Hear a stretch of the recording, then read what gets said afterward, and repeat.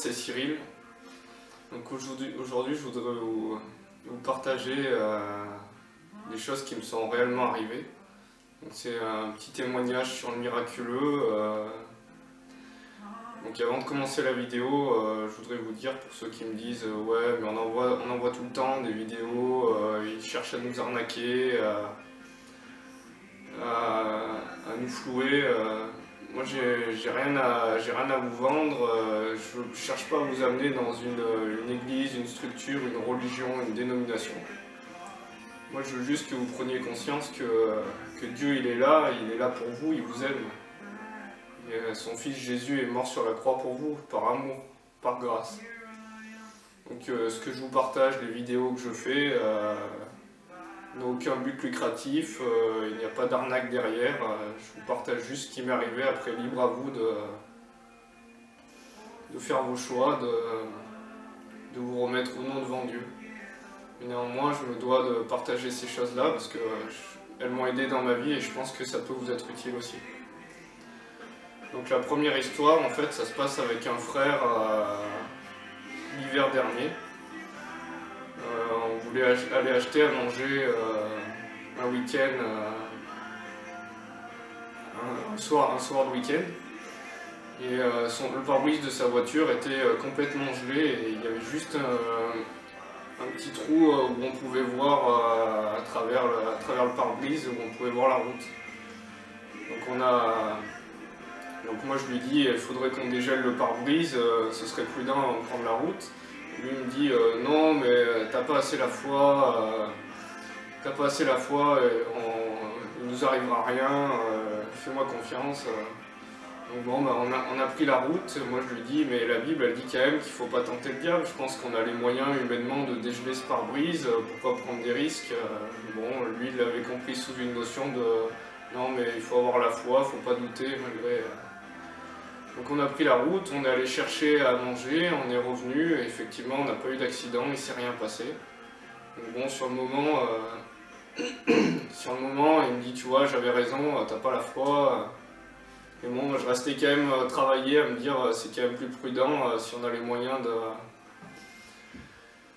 Et une semaine après, donc, je retourne voir ce frère, et il vient me voir et il me dit ah mais très drôle, t'as mis une bombe antigel dans ma voiture, c'est très marrant pour me faire comprendre, voilà, le message est ce que tu voulais me dire, quoi.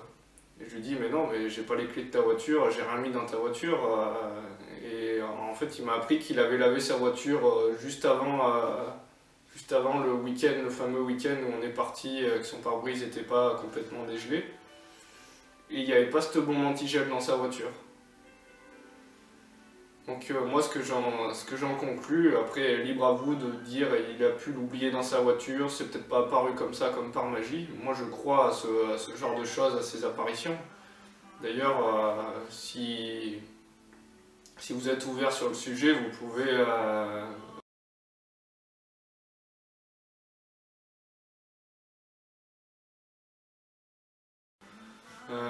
qui montre bien justement ces phénomènes qui se passent un peu partout dans le monde. Donc moi je l'ai pris comme voilà, la parole de Dieu qui s'accomplit suite à l'obéissance, quoi. On a pu voir le miraculeux, la parole s'accomplir, le signe de Dieu pour nous dire effectivement c'est ça qu'il fallait faire par l'obéissance à la parole. Ensuite j'ai un deuxième témoignage, donc ça s'est passé au retour d'Avignon après un séminaire de délivrance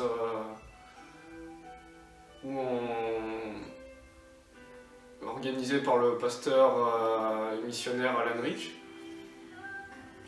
Donc au retour de ce séminaire, en fait, bon, c'est un séminaire, on a eu beaucoup de délivrances, des guérisons. J'avais prié pour une femme qui était en arrêt depuis une semaine, qui devait se faire hospitaliser pour un calcul rénal. Le lendemain, son calcul rénal est sorti. Un gars rencontré dans la rue, dans un kebab, qui avait la jambe tordue, je prie pour sa jambe, elle se remet droite.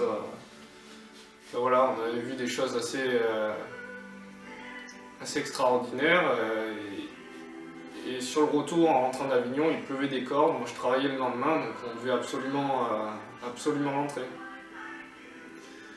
Et j'ai constaté que mon essuie-glace de la voiture côté conducteur était cassé. Donc on a commencé à essayer de prendre la route parce qu'on ne trouvait pas de garage, c'était dimanche, tout était fermé. Et c'était vraiment trop dangereux, on roulait à 60 sur l'autoroute, il pleuvait à torrent, on s'est arrêté sur une station de service. Et là on a vu qu'effectivement ils vendaient des balais d'essuie-glace. Donc on s'est arrêté à cette station, on a changé le balai d'essuie-glace. Et en fait, le balai d'essuie-glace côté passager battait bien et le côté conducteur restait bloqué sur le côté. Donc je me suis dit que c'était le mécanisme de l'essuie-glace qui était cassé. Donc comment faire? Il fallait rentrer sur Valence, il pleuvait, c'était vraiment une situation un peu impossible, quoi. Et puis on s'est dit, bon, on sort d'un séminaire, on a vu des choses assez miraculeuses, spectaculaires se passer, donc on va prier.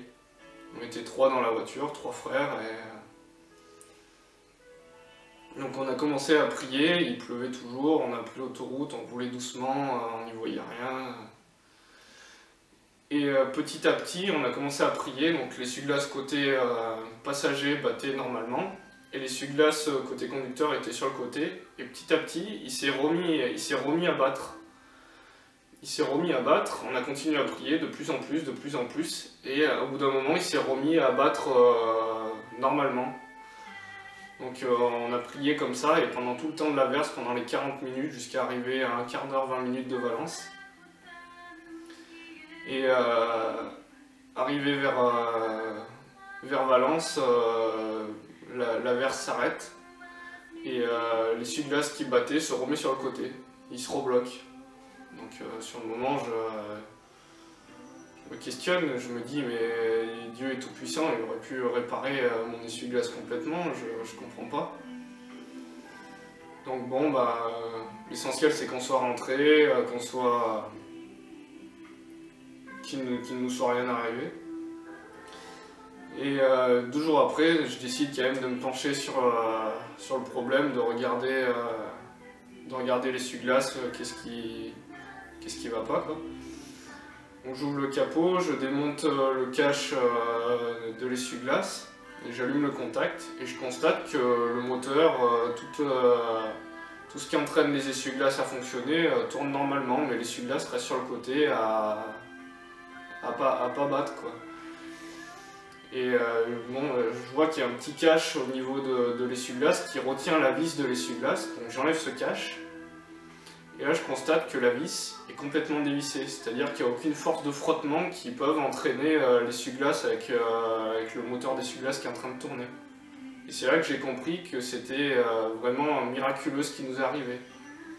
Parce que bon, il y a toujours un fond d'incrédulité, plus j'avance dans la foi, plus mon incrédulité, plus je vois les signes de Dieu, plus je fais les pas de foi, plus ça combat mon incrédulité, le rationalisme, toute l'éducation que j'avais. Et là j'ai compris que Dieu voulait me montrer que c'était quelque chose de miraculeux qui était arrivé, parce qu'on aurait pu se dire, bon c'est un hasard, il y a eu un faux contact à ce moment-là, et l'essuie-glace s'est remis à marcher. Vous voyez, on a toujours la notion un peu, on cherche plutôt les choses rationnelles. Et du coup j'ai pu annoncer ce signe aussi à tous les autres qui n'en revenaient pas.